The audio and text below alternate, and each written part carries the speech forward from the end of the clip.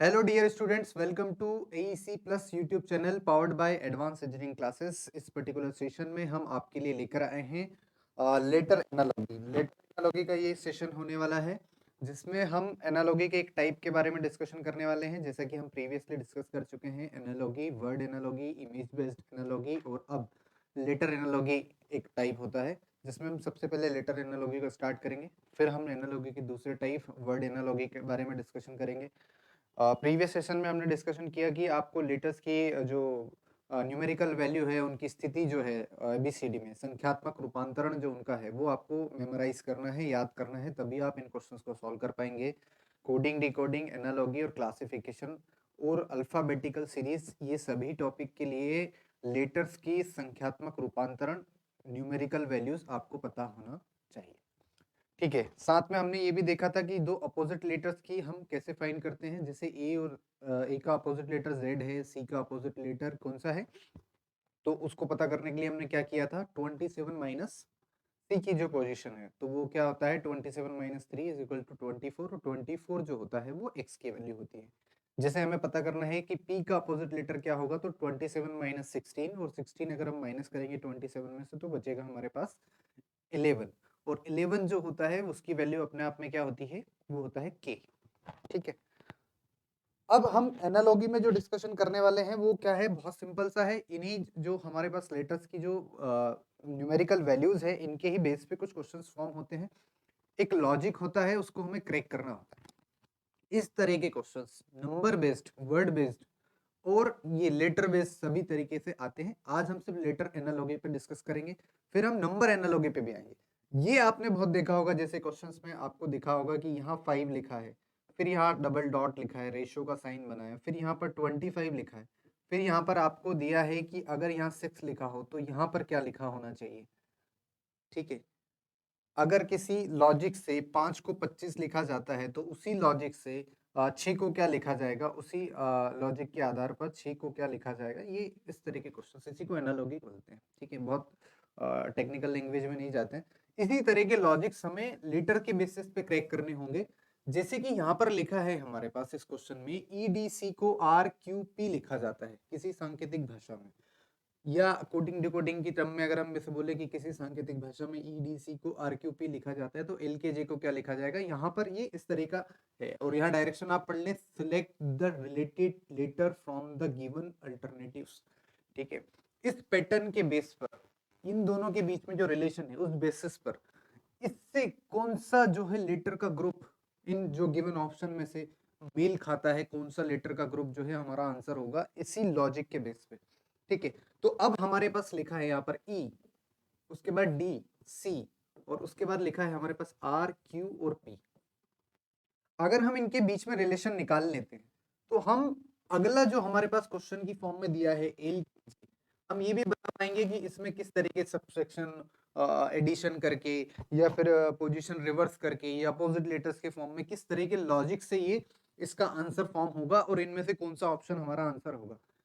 इसको सॉल्व करने के लिए वही मेथड जो हम कोडिंग डिकोडिंग में यूज करते हैं, हम इनको वैल्यूज को, इन लेटर्स की वैल्यू, लेटर को जो है न्यूमेरिकल वैल्यूज में कन्वर्ट करेंगे। सबसे पहले यहाँ मैंने लिखा 5, यहाँ 4, यहाँ 3, यहाँ पर 18, यहाँ पर 17 और यहाँ पर 16।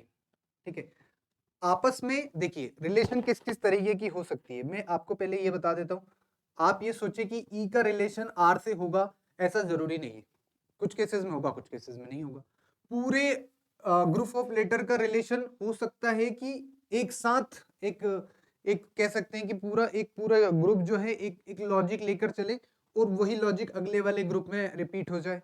या हो सकता है कि पहला लेटर आखिरी लेटर से संबंधित हो, या पहला लेटर दूसरे लेटर से संबंधित हो, या फिर एक ये सीक्वेंस को फॉलो करते हो किसी तरह का, या किसी और तरह का लॉजिक इसमें हो, उस तरह का जैसे कि कुछ प्लस हो रहा है, कुछ माइनस हो रहा है, उस तरह के लॉजिक्स यहाँ पर हो।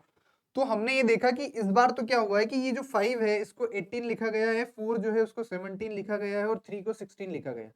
तो इसको क्रैक करना बहुत मुश्किल काम नहीं था। 5 प्लस 13 और 4 प्लस 13 17, 3 प्लस 13 16, तो हर बार क्या हुआ, 13 प्लस हुआ। लेकिन ऐसा जरूरी नहीं है, ऐसा जरूरी नहीं कि पहले लेटर का संबंध पहले ही लेटर से होगा, पहले लेटर का संबंध आखिरी लेटर से भी हो सकता है, बीच वाले से भी हो सकता है, रिवर्स करके भी हो सकता है, या किसी और लॉजिक से भी हो सकता है। ठीक है, अब अगर हम बात करें इस पर्टिकुलर क्वेश्चन की, तो हम यहाँ पर लिख सकते हैं इसको 12 और यहाँ लिख सकते हैं 11 और यहाँ लिख सकते हैं 10। ठीक है, ये एक सीक्वेंस है 12 11 10, और इसमें हम 13 प्लस कर देंगे हर बार, जैसा कि पिछले जो हमारे पास हिंट के रूप में जो दिया हुआ है पार्ट, जो लेटर्स के ग्रुप दिए हैं उनके बेसिस पे जो हमने लॉजिक क्रैक किया है, उसके आधार पर हमें ये पता चला कि हर लेटर में 13 13 जोड़ना है और अगला वाला हमारे पास आंसर आ जाएगा। तो ये कितना हो जाएगा, 25 24 और 23। ठीक है, अगर हम सिर्फ ये पता कर लें कि पहले लेटर का इस लेटर से क्या संबंध है, 13 जुड़ा है, उसके बाद तो हम अगर पहला लेटर पता कर लेते हैं कि इसमें 25 आएगा, तो उसके बाद एक एक माइनस करते जाएंगे। ठीक है, क्योंकि हमें ये पता चल गया कि यहाँ 18, अगर हमें पता चल जाता है कि यहाँ 18 आना है, उसके बाद तो क्या लिखा है 5 4 3, तो 18 17 16। यहाँ हमने पता कर लिया पहला 25 है, तो अगला 24 23। ठीक है, और 25 की वैल्यू क्या होती है, वाई, यहाँ पर कितना आ जाएगा एक्स, और यहाँ पर कितना आ जाएगा डब्ल्यू। तो ये हमारा आंसर हो गया, वाई एक्स डब्ल्यू हमारा ऑप्शन है। इस तरीके से इस क्वेश्चन को कर सकते हैं। चलिए अगले क्वेश्चन पे बढ़ते हैं। अगला क्वेश्चन हमारे पास लिखा है ए बी सी डी। मैं यहाँ पर दोबारा लिख रहा हूँ, आप सभी को ये क्वेश्चन दिखाई दे रहा होगा, और आप इस क्वेश्चन को अटेम्प्ट भी कर सकते हैं साथ में, क्योंकि इसमें बहुत ज्यादा समय नहीं लगना है, ये प्रैक्टिस का बस टाइप है। प्रैक्टिस जितनी करेंगे आप इस तरह के क्वेश्चंस की, उतना ज्यादा आपको इसमें महारत हासिल होगी और उतना कम समय आपको पेपर में लगने वाला है। यहीं से स्कोर होता है, ये स्कोरिंग चैप्टर्स हैं रीजनिंग के, और मुश्किल भी है। अगर आप किसी क्वेश्चन में अगर उलझ जाते हैं पेपर में, 1 मिनट से ज्यादा का समय लग गया है, 60 सेकंड 50 सेकंड, तो आप उसको छोड़ दें। अगर लॉजिक टाइम से क्रैक नहीं होता है तो फिर वो होगा भी नहीं, फिर वो आपको प्रेशर बढ़ता जाएगा और फिर आप उसको कर भी नहीं पाएंगे और समय भी खराब हो जाएगा। ठीक है, अगर मैं इसको पर्टिकुलर इसकी बात करूं, तो मुझे कुछ खास पैटर्न तो इसमें नंबर की जरूरत पड़ नहीं रही है, लेकिन अगर हम लिख दें तो 1 2 3 यहाँ पर लिखा है, यहाँ पर लिखा है 24 25 और 26, यहाँ पर लिखा है 4 5 6, और यहाँ 21 22 और 23। इस तरह की वैल्यूज यहाँ पर लिखी हुई है। अगर हम इसकी बात करें कि ये ए बी सी डी आया है, और उसके बाद यहाँ पर अगर मैं इन तीनों को पेयर के रूप में लूँ, एक पेयर ये है ग्रुप ऑफ पेयर, फिर उसका रिवर्स यहाँ पर लिखा है एक्स वाई जेड, और एक पेयर ये है, तो ये तो कंटिन्यू है एकदम, A B C D E F, इसी तरह की व्यवस्था यहाँ पर है। अगर मैं यहाँ पर ये जो क्वेश्चन हमें दिया है इसको इस तरीके से अरेंज करता हूँ, यहाँ पर लिखा है जी H I R S T, अगर मैं इसको लिखता हूँ और यहाँ पर मैं अपने क्वेश्चन की जो अपना आंसर है उसका फॉर्मेशन करता हूँ इसी लॉजिक के बेस पे, तो मुझे ये समझ में आता है कि पहला जो पार्ट है जिसमें 7 8 9 लिखा हुआ है, उसको मैं सीधा लिख सकता हूँ 9 10 11 और 12, क्योंकि यहाँ पर भी वही हुआ है इस पर्टिकुलर पार्ट के लिए। तो यहाँ जी के बाद एच आई, और फिर यहाँ क्या लिख देंगे अपन, ए जी एच आई जे के एल, ये तो हमारा हो गया। उसके बाद अगले पार्ट पे डिस्कशन करते हैं। यहाँ लिखा 24 25 26, लेकिन 26 के बाद तो वापस अगर हम इसको रिपीट करें Z U V W, ये तो कुछ लॉजिक बैठता नहीं है। उस केस में क्या कर सकते हैं हम कि ये Z के बाद यहाँ U आया है और यहाँ के बाद तो 21 22 23 हुआ है, लेकिन Z से U कैसे आया है, मतलब अगर हम इसी पैटर्न को ध्यान में रखें कि C के बाद D आया है, तो Z के बाद तो यहाँ पर फिर से A आ जाना चाहिए, लेकिन यहाँ पर इस बार ऐसा नहीं हुआ। अगर मैं यहाँ इसको इस तरीके से समझूं कि C के बाद D आया है, तो यहाँ +1 हुआ होगा, और Z के बाद यहाँ पर कुछ प्लस हुआ है क्या, तो हम ये समझे कि ये प्लस नहीं हुआ हो, अगर माइनस हुआ हो 5, तो ये 26 है, 26 माइनस 5 21, यहाँ पर इस तरीके से आ सकता है। तो फिर 21 के बाद 22 23। ठीक है, तो जो आखिरी लेटर है उसके बाद जो सीरीज रिपीट हो रही है उस केस में हम क्या कर सकते हैं, एक 5 का माइनस कर सकते हैं। वही काम हम यहाँ पर कर लेंगे। यहाँ पर टी लिखा हुआ है 20, और 20 के बाद अगर मैं इसको रिपीट करना चाहूँ यहाँ पर, तो यहाँ से 20 माइनस 5 करना होगा, क्योंकि पिछली वाले जो जो हमारे पास हिंट है उसमें भी यही हुआ है। ठीक है, जो लॉजिक हमें वहां से पता चला है, तो यहाँ पर 20 माइनस 5 कितना हो जाएगा 15, और 15 मतलब होता है ओ पी और क्यू, ये हमारा आंसर होना चाहिए। ठीक है, 15 16 और 17। ठीक है, ऐसा कोई ऑप्शन है क्या, जे के एल ओ पी क्यू, तो ये हमारा आंसर हो गया। अब आपके दिमाग में आ रहा होगा सर और भी तो लॉजिक्स हो सकते थे, हम इसको ऐसे भी तो कर सकते थे, हम इसको इससे x से इसका रिलेशन निकाल सकते थे, 24 माइनस 3 21, 25 माइनस 3 22, 26 माइनस 3 23, बिल्कुल निकाल सकते हैं, सेम आंसर पे आप पहुंचेंगे। ठीक है, लॉजिक आपको बस पता करना है, सेम पैटर्न फॉलो होना चाहिए जो कि आपके इस वाले पार्ट में है वही इस पार्ट में फॉलो होगा, तो सेम आंसर आएगा। आप किसी भी तरीके से जोड़ घटाव करके आंसर ला सकते हैं। ऑप्शन में भी होना चाहिए, लेकिन आपका ऑप्शन आंसर आप कुछ तो भी 27 माइनस 50 कुछ कर लो, फिर बोलो आंसर नहीं है। लॉजिक होना चाहिए, कुछ एक पैटर्न बनना चाहिए सिमिलर टाइप का। चलिए नेक्स्ट क्वेश्चन पे आगे बढ़ते हैं। अगला क्वेश्चन है हमारे पास GHB HBG और JKLM, सॉरी JKM। अब इसमें क्या है, G लिखा है मैंने, H और उसके बाद B, उसके बाद यहाँ पर लिखा है H B और G, सेम लेटर्स है, तो कुछ जोड़ना घटाना जैसा तो कुछ है नहीं यहाँ पे, कुछ तो है पर पैटर्न। ठीक है, अगर मैं ये मान लूं कि H और B का जो आखिरी वाले दो लेटर्स हैं इनको पहले लेकर आना है और G को लास्ट में लिख देना है, उस केस में कोई ऑप्शन बनता है क्या? ये हमने लिखा JKM और उसी लॉजिक से यहाँ पर मैंने लिख दिया KM आगे और J को बाद में, तो KMJ हमारा ऑप्शन, जो कि 2 बार लिखा हुआ है। C भी हमारा आंसर है और D भी हमारा आंसर। इस तरीके से हम इसको कर सकते हैं, आसान था ये तो, बहुत ही आसान था, लेकिन पेपर में आ जाता, पेपर में आ जाता। देखिए पेपर में सभी क्वेश्चन मुश्किल नहीं होते, वरना सबके कट ऑफ मार्क्स भी क्लियर नहीं होंगे।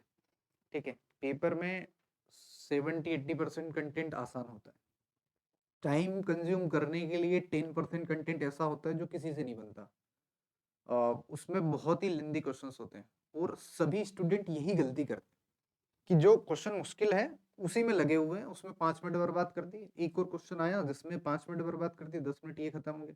अगर मान लो आपके पास 1 घंटा है तो उसमें से 2 क्वेश्चन में आपने 10 मिनट लगा दिया, बचे हुए 50 मिनट में आप बाकी के 90 क्वेश्चन या कह सकते हैं 98 क्वेश्चन करने की कोशिश कर रहे हैं। फिर 1-2 मिनट 2 मिनट का 1-2 क्वेश्चन हो रहेंगे और आपका पेपर खराब है।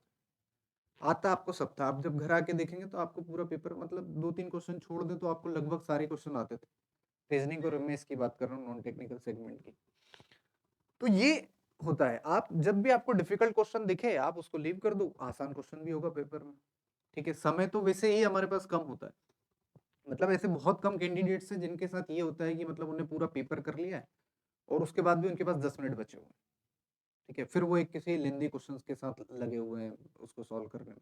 ये नहीं होता। यूजुअली हमारे साथ क्या होता है, जब हम पहले पेपर करते हैं, पेपर जब हम करते हैं तो हमें पता चलता है कि पेपर के एंड में जो क्वेश्चंस पढ़, जो पार्ट हम पढ़ ही नहीं पाए वहां आसान क्वेश्चन थे और हम शुरुआत के किसी मुश्किल क्वेश्चन से उलझे हुए हैं और उसमें हम बहुत सारा समय अपना बर्बाद कर दिया। ठीक है, और फिर हमें पता चलता है कि हमारे कट ऑफ मार्क्स से 2-4 नंबर ही कम है और हमारा सिलेक्शन नहीं हुआ। अगर हमने पेपर को ठीक तरीके से अप्रोच भी किया होता तो भी हमारा सिलेक्शन हो जाता। ठीक है, तो ये चीजें हैं।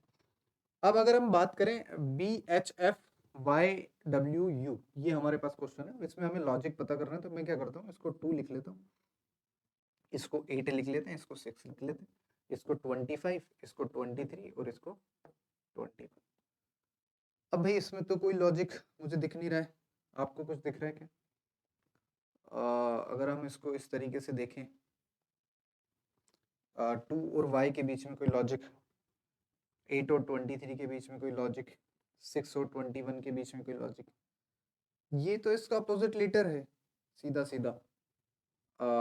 F और ये 26, ये भी इसका अपोजिट लेटर है, लेकिन ये अपोजिट लेटर नहीं है। अच्छा ये H नहीं है, W है, ये भी अपोजिट लेटर है, इसीलिए इसमें लॉजिक नहीं मिल रहा था। ये जो है ये D है, अगर ये D है तो ये क्वेश्चन सॉल्व हो जाता है यहीं पर, क्योंकि हमें ये पता चल गया कि ये जो है D, ये अपोजिट लेटर्स से लिखे हुए हैं और कुछ भी नहीं है। क्योंकि हमें ये कैसे पता चला, हमने जब देखा यहाँ 2 यहाँ 25, तो हमें पता है अपोजिट लेटर्स का सम जो होता है 27 होता है। A plus Z is equals to 27, B plus Y equals to 27, ये हम पिछले सेशंस में भी देख चुके हैं। ये X इक्वल्स टू 27। ठीक है, तो ये चीजें होती है। अब इसको देख के ये समझ में आया कि अपोजिट लेटर लिखना है। मेरे पास यहाँ 7 लिखा हुआ है, 7 मतलब 20, यहाँ 9 लिखा हुआ है, यहाँ मतलब 18, यहाँ 11 लिखा है मतलब 16, ठीक है, अब मैं इसको कन्वर्ट कर दूंगा। यहाँ लिखा है टी, यहाँ पर लिखा है आर और यहाँ पर लिखा है पी, तो TRP टेलीविजन रेटिंग पॉइंट, ये हमारा आंसर हो गया। आगे बढ़ने से पहले एक इम्पोर्टेंट इन्फॉर्मेशन मैं आपके साथ शेयर करना चाहूँगा। आप सीरियस एस्पिरेंट हैं और इसी वर्ष अपना सिलेक्शन चाहते हैं और मेहनत कर रहे हैं और एक गाइडेंस आपको चाहिए, प्रॉपर गाइडेंस, और आप भोपाल सेंटर अगर आप ज्वाइन कर सकते हैं तो मैं आपको बताना चाहूँगा कि आप हमें इस नंबर पर कॉल कर सकते हैं। प्रॉपर गाइडेंस के साथ आप इस एक ईयर में एक एग्रेसिव प्रिपरेशन कर सकते हैं इंस्टीट्यूट के साथ जुड़ के। और अगर आप भोपाल सेंटर नहीं आ सकते किसी कारण से, तो आप हमारा डिस्टेंस लर्निंग प्रोग्राम भी ज्वाइन कर सकते हैं, जो AEC प्लस द्वारा एप्लीकेशन द्वारा आप इसका लाभ ले सकते हैं। इसमें आपको लाइव बैचेस के साथ रिकॉर्डेड कोर्सेज भी मिल जाएंगे, जिसे आप अपने कंफर्ट के अकॉर्डिंग देख सकते हैं। जैसे कोई वर्किंग प्रोफेशन में होता है तो वो अपने समय अनुसार इसको एडजस्ट कर सकता है, शाम को, रात में, जब भी उसको देखना हो।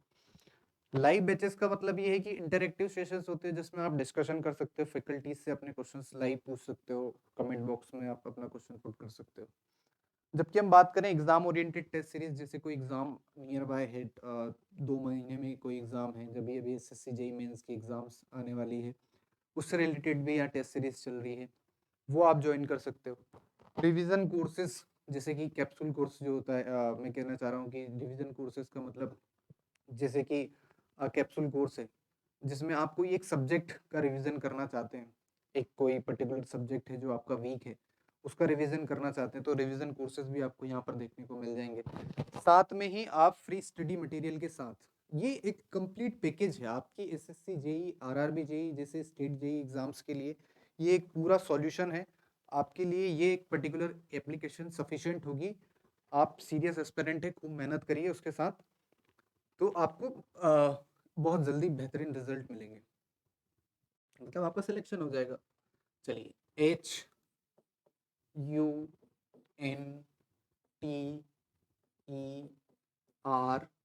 के बाद हमारे पास लिखा है UHNTR।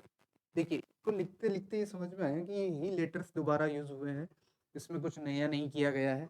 और जब सेम लेटर यूज हुए हैं तो इनकी केवल पोजीशंस चेंज की गई होगी। तो अगर मैं देखूं पैटर्न को, तो ये ER लिखा हुआ है, इसको RE लिख दिया गया।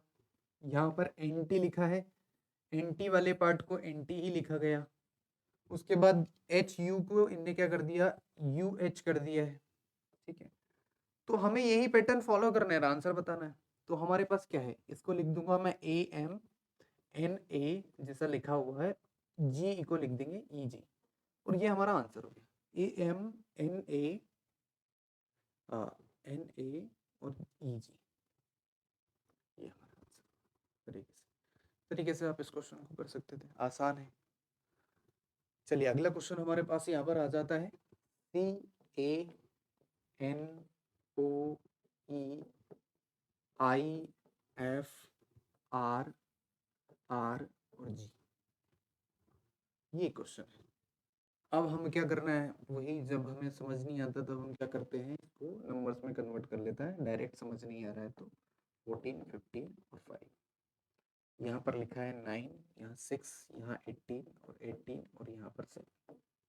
ठीक, अब मैं अगर इसमें कुछ प्लस माइनस देखूं तो क्या पैटर्न हो सकता है, इसमें कुछ प्लस ये किया है क्या, यहाँ पर कुछ प्लस हुआ है, +6, यहाँ पर कुछ प्लस हुआ है, +5, 14 को यहाँ पर 18 बनाने के लिए +4, 13 को 15 को 18 बनाने के लिए +3, यहाँ पर +2।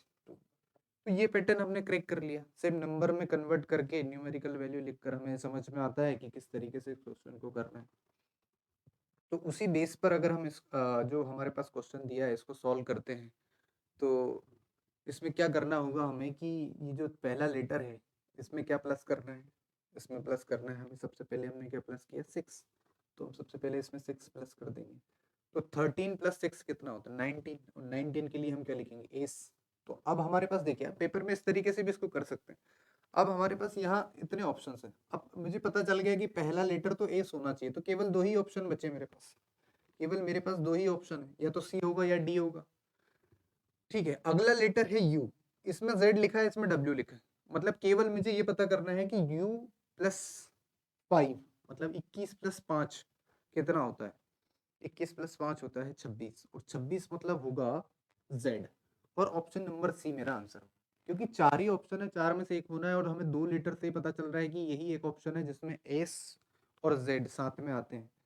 और हमारे लॉजिक के अकॉर्डिंग हमें पहले 6 जोड़ना था, फिर 5 जोड़ना था और हमें आंसर तक पहुंचने में केवल 2 नंबर्स का एडिशन करना पड़ा और ये विद इन 5 to 7 सेकेंड्स में हो जाना चाहिए। अगर ये लॉजिक आप देख के समझ गए, इसको करने में जो समय लगा वो एक अलग मैं बात कर रहा हूँ, लेकिन मैं जब इसकी बात करता हूँ तो मुश्किल से 20 सेकंड का या 18-20 सेकंड का ये क्वेश्चन था। चलिए अगला क्वेश्चन, अगला क्वेश्चन क्या है,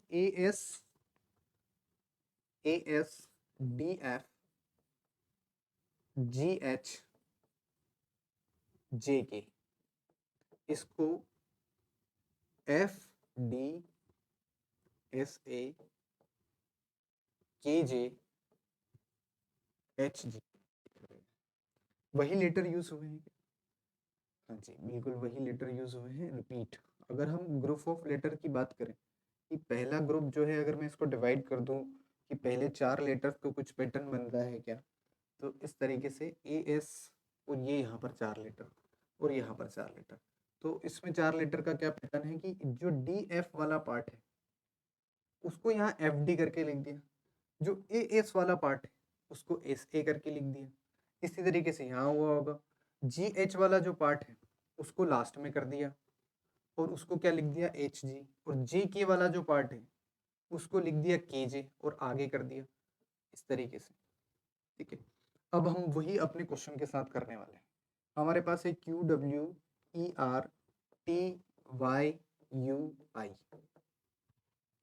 हमें क्या करना है, इसके 2 पार्ट कर लेते हैं।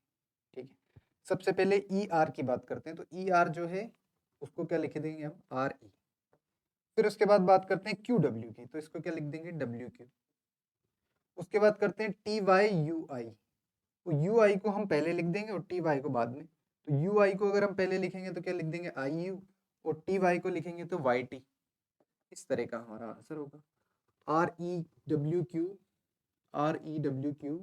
IUYT, option number B.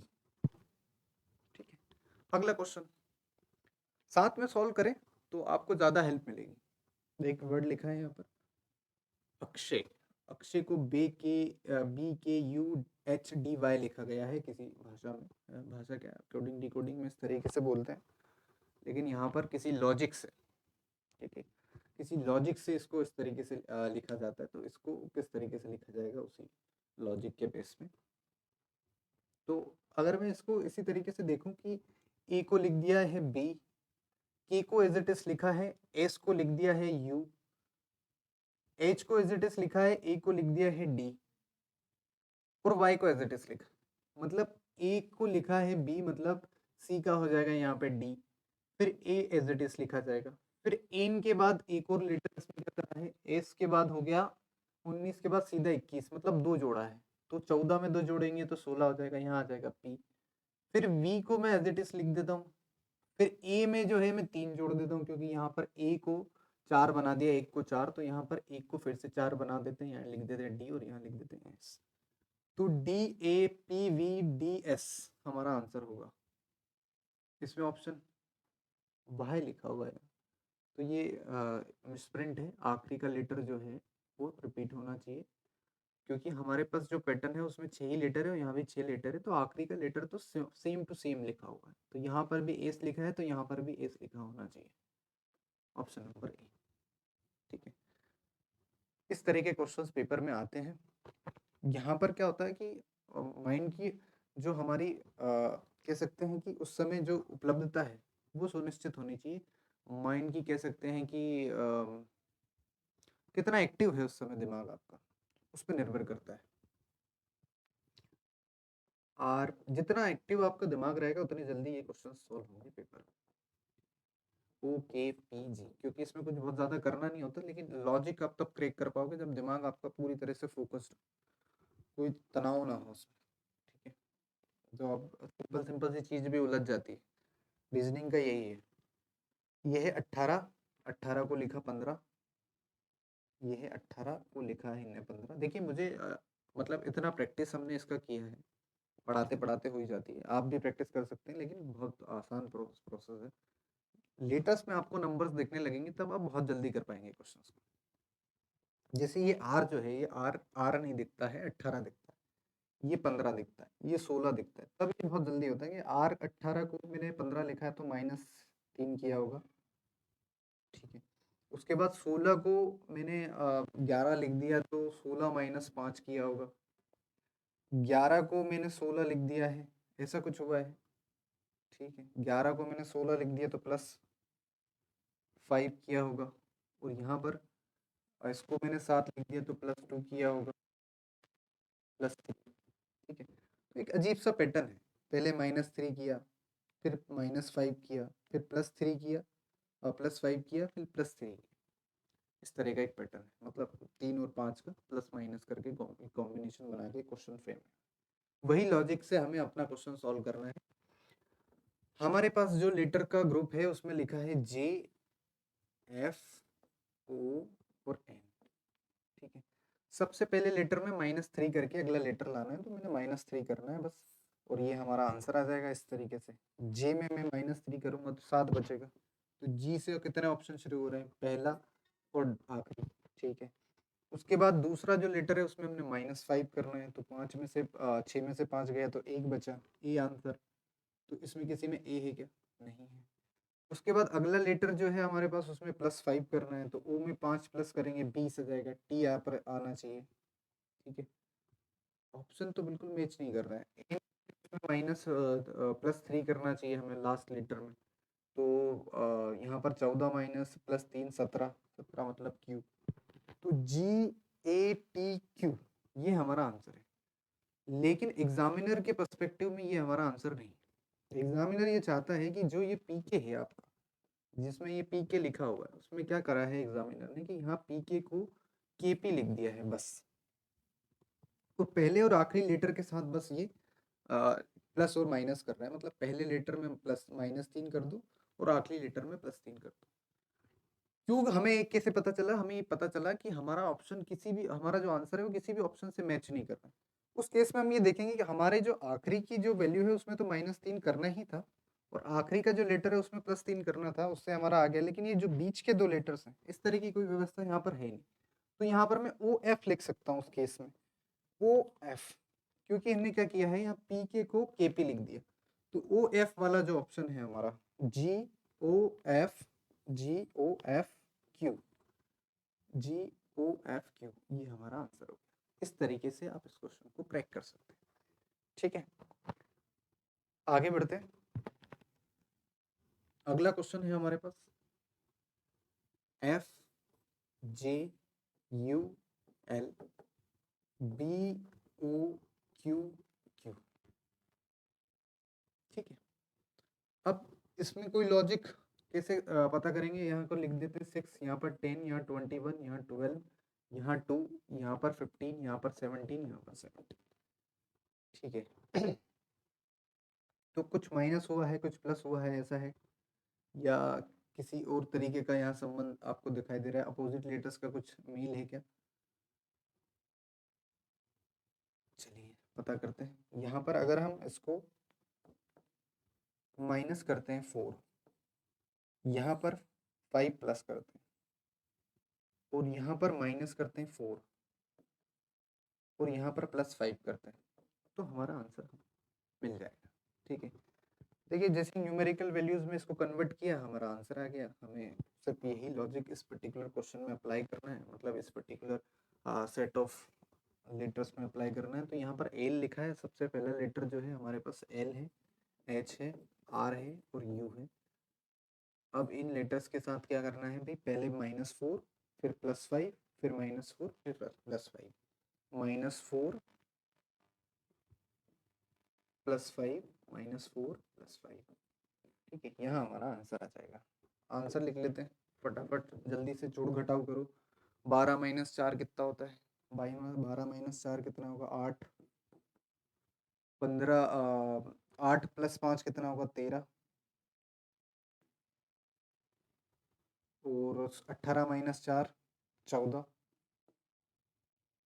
और 21 + 5 26। तो HMNZ करके कोई ऑप्शन है क्या? ऑप्शन नंबर बी हमारा आंसर है। इस तरीके से आप इस क्वेश्चन को कर सकते हैं। आगे बढ़ते हैं। UDBS देखिए ये फिर वही क्वेश्चन है, आसान है बहुत ही। जब वही लेटर्स दोबारा लिखने को मिलते हैं तो बहुत मुश्किल होती नहीं है। लेकिन देखें आप कि इसमें कुछ विशेष है इस पर्टिकुलर क्वेश्चन में कि यू जो है शुरू में आ गया है, जैसा क्वेश्चन में पहले ही लेटर है। दूसरा डी जो है लास्ट में चला गया, बी जो है थर्ड पोजीशन पर चला गया, थर्ड पर ही है, और एस जो है सेकंड पोजीशन पर आ गया। तो कुछ बहुत अजीब हुआ है। फर्स्ट लेटर की पोजीशन का कुछ पता नहीं है, लास्ट लेटर का कुछ पता नहीं है, लास्ट थर्ड पे फर्स्ट सेकंड पे आ गया है, कोई पैटर्न नहीं है एक्चुअली ना। दो दो करके भी हम इसको सॉल्व करें कि ये दो लेटर जो हैं ये लास्ट में चले जाएंगे और एस जो है स्टार्टिंग में आ जाएगा, वो लास्ट में जाके फ्लिप हो जाएंगे। ठीक है, अगर मैं इसको इस तरीके से सॉल्व करूं कि BYDW हमारे पास लिखा है, तो जो बीच के दो लेटर हैं वो लास्ट में चले जाएं फ्लिप होकर, और BW एज इट इज लगा है, B और W एज इट इज, और ये हो जाए DY। तो ये ऐसा कोई ऑप्शन है क्या हमारे पास? BWDY option number A. अब आप इस क्वेश्चन को दूसरे तरीके से सॉल्व कर सकते थे, वो है नंबरिंग का मेथड। जब ऐसी नंबरिंग हो अजीब सी, तब आप नंबरिंग कर सकते हो इसकी। पूरा मिटा देता है, फिर से लिख लेते हैं इसकी नंबरिंग। जैसे UDBS यहाँ पर लिखा हुआ है, USBD यहाँ पर लिखा हुआ है, इसको मैं नंबरिंग दे देता हूँ अपनी आर्टिफिशियल नंबरिंग 1 2 3 4। ठीक, अगर ये 1 2 3 4 है तो यहाँ पर क्या लिखा है? सबसे पहले यहाँ 1 लिखा हुआ है, यहाँ पर 2 कहाँ चला गया? यहाँ 2 चला गया, यहाँ 3 कहाँ चला गया? ये 3, ये 3 कहाँ है? ये 3 पर ही, ये कहाँ आ गया? यहाँ 4 आ गया। तो 1 4 3 2 लिखना है हमें, मतलब इस तरह की सिचुएशन व्यवस्था बनानी है। अब हमारे पास जो क्वेश्चन है, ये क्वेश्चन है हमारा, इसकी नंबरिंग हम कर लेते हैं। ये लिख दिया मैंने 1 2 3 4, और यहाँ पर मुझे लिखना है 1 4 3 2। तो 1 पे मेरा है B, 4 पर है W, और 3 पर है मेरे पास 3 पर है D, और 1 पर है 2 पर है Y। ये BWDY हमारा आंसर। इस तरीके से भी इसको कर सकते हैं। बहुत ज़्यादा दिक्कत हो रही है समझने में, ज़्यादा लेटर्स हैं तो आप नंबरिंग उनकी कर सकते हैं। जैसे 4 ही लेटर का क्वेश्चन था, अगर ज़्यादा लेटर्स का क्वेश्चन होता तो फिर आपको अरेंज करने में दिक्कत आ सकती है, तब आप ये अप्रोच ले सकते हैं। चलिए सेशन को यही समाप्त करते हैं। कोई भी डाउट अगर आपको है रीजनिंग के रिलेटेड, तो आप हमारे इस टेलीग्राम चैनल से जुड़ सकते हैं, जिसके माध्यम से आप अपने डाउट पूछ सकते हैं। और अगर आपको इस पर्टिकुलर सेशन की PDF प्रैक्टिस के लिए चाहिए, या दोबारा आप इसको देखना चाहते हैं, इन्हीं क्वेश्चंस को आप प्रैक्टिस करना चाहते हैं, तो आप हमारे इस AEC रीजनिंग और एप्टीट्यूड का जो चैनल है टेलीग्राम चैनल, इससे भी जुड़ सकते हैं। आशा करते हैं, उम्मीद करते हैं कि आपको ये पर्टिकुलर सेशन पसंद आया होगा। सेशन में बने रहने के लिए धन्यवाद।